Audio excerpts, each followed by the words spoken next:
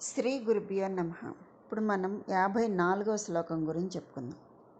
సంధ్యాఘర్మ దినాత్యయో హరికరాఘాత ప్రభూతానకధ్వానో వారిదగర్జితం దివిషదాం దృష్టిచ్చటాచంచల భక్తానాం పరితోష బాష్పవితతిర్వృష్టిర్మయూరీం శివా యస్మిన్నుజ్వలతాండవం విజయతే తం నీలకంఠం భజే. కిందటి శ్లోకంలో కూడా నీలకంఠం భజే అన్నారు, ఇందులో కూడా నీలకంఠం భజే అన్నారు. ఆయన అక్కడ చూడగానే తాండవం మొదలుపెట్టి అది ఎలా సాగిందనేది ఈ శ్లోకంలో మనకి చెప్తున్నారన్నమాట. ఇందులో మనం పదవిభాగం చేసుకుంటే అంటే పార్వతీ పరమేశ్వరులను మయూరములుగా నిరూపించి ప్రార్థించారన్నమాట. ఇది పదవిభాగం చేసుకున్నట్టయితే సంధ్య ఘర్మ దినాత్యయ హరికరాఘాత ప్రభూతానకధ్వానో అంటే సంధ్యాఘర్మ దినాత్యయో హరికరాఘాత ప్రభూతానకధ్వానో వారిదగర్జితం దివిషదాం దృష్టిచ్చటాచంచల వారిదగర్జితం దివిషదాం దృష్టిచ్చటాచంచల భక్తానాం పరితోష బాష్పవితతి వృష్టి మయూరి శివ యస్మిన్ ఉజ్వల తాండవం విజయతే తం నీలకంఠం భజే.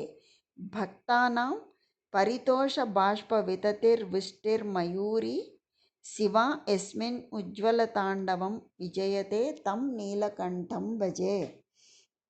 ఇది పదవిభాగం.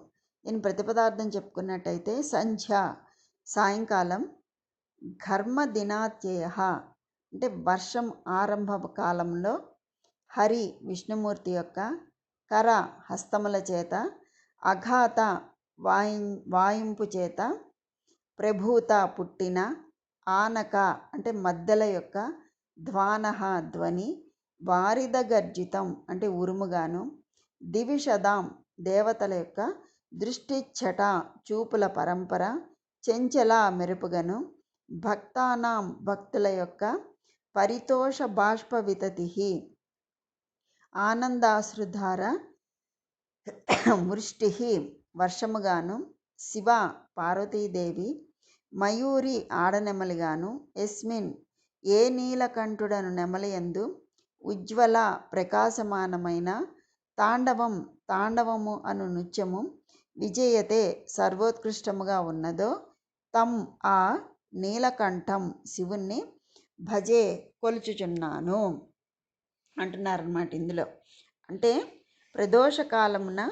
ప్రదోషకాలము అనేటటువంటి వర్షాకాలమున విష్ణువు వాయించు మధ్యల చప్పుడు ఉరుముగాను, ఆకాశమందుండి చూచు దేవతల చూపుల మెరుపులుగాను, భక్తుల సంతోష ప్రవాహము ధారావర్షముగాను ప్రకాశించగా, మయూరాలు తాండవ నృత్య క్రీడాసక్తులైనటువంటి పార్వతీ పరమేశ్వరులను భజింతును అంటున్నారు. అంటే ఏం చెప్తున్నారు ఈ శ్లోకంలో అంటే మనకి శంకరాచార్యుల వారు ఈ శ్లోకంలో కూడా శివుణ్ణి నెమలితో పోల్చి, అటువంటి నీలకంఠుడనే నెమలి చేసే తాండవ నృత్యం అతి మనోహరంగా ఉంటుంది, అలా నృత్యం చేసే శివుణ్ణి భజిస్తున్నాను అని చెప్తున్నారు శంకరాచార్యుల వారు. అంటే వర్షాకాలం అంటే గ్రీష్మ ఋతువు వెళ్ళిపోయి వర్షాకాలం వస్తుంది కదా, మంచి ఎండాకాలం వెళ్ళిపోయి వర్షాకాలం వస్తుంది. ఆ వర్షాకాల ప్రారంభ సమయం అంటే ఈ కాలం వెళ్ళి ఆ కాలం వచ్చే ఆ మధ్య సమయమే సంధ్య అన్నమాట. ఆ సాయం సంధ్యాకాలంలో వర్షం కురవడానికి ముందు, మామూలుగా మేఘం పట్టి వర్షం కురవడానికి ముందు ఉరుముల ధ్వని వస్తుంది, మెరుపులు వస్తాయి, మెరుపులతో ప్రకాశంగా ఆ మెరుపుల యొక్క వెలుగు కూడా తోడవుతుంది.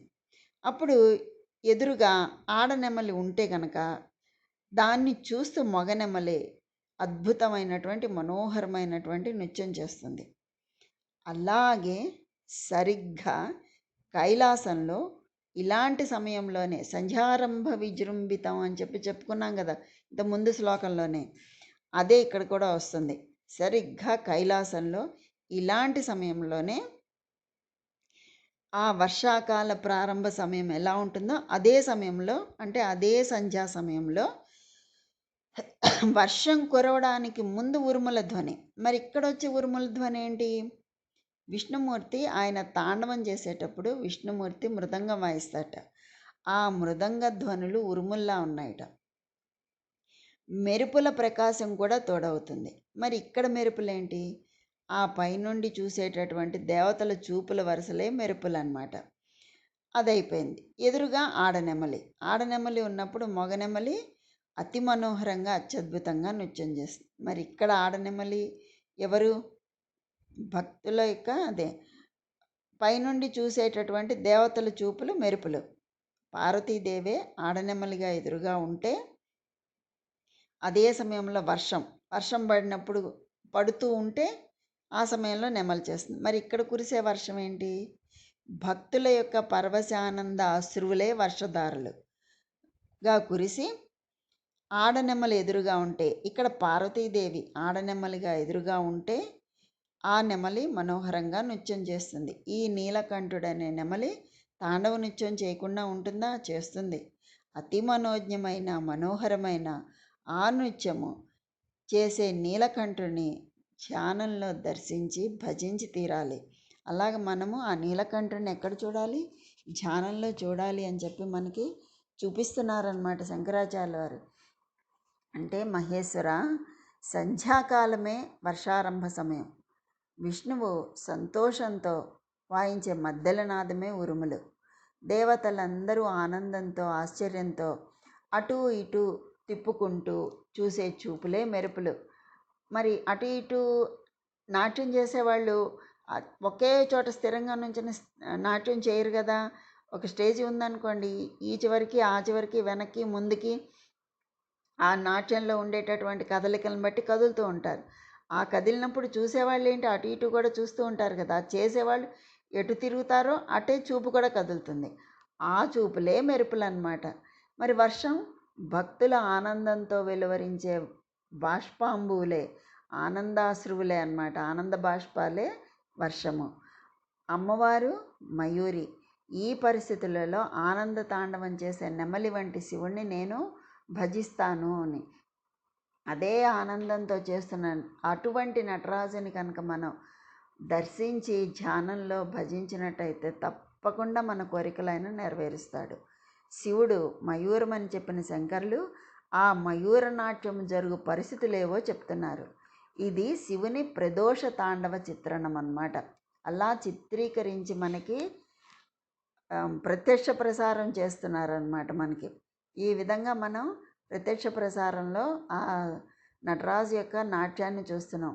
సంధ్యా సమయమే శరత్ ఆగమనం, అంటే శరదృతువు. ఆనకం అనే వాయిద్యం, ఆనకం అంటే మద్దెలు అన్నమాట. వాయిద్యాన్ని విష్ణుమూర్తి తన కర్మలతో మోగించగా వచ్చే ధ్వనులే మేఘగర్జనులు. దేవతల దృష్టి పరంపరలే మెరుపులు. భక్తుల యొక్క ఆనందాశ్రుల ధారలే వృష్టి వర్షము. పార్వతీదేవియే ఆడనెమలి.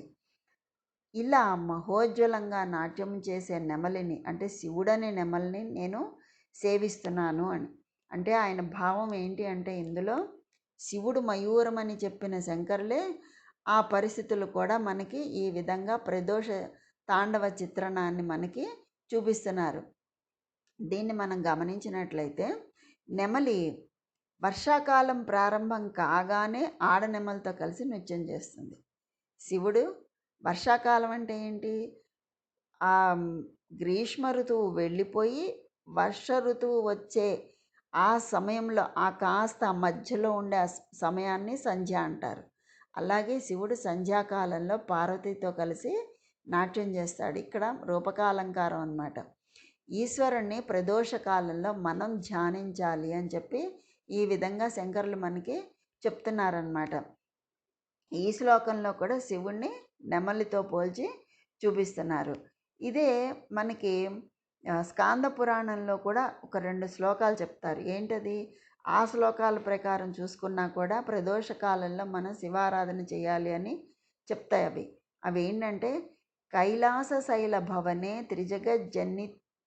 త్రిజగజ్జనిత్రం గౌరీం నివేశ్య కనకాంచితరత్నపీఠే నృత్యం విధాతుమభివాంఛతి శూలపాణి దేవాః ప్రదోష సమయేన భజంతి సర్వే.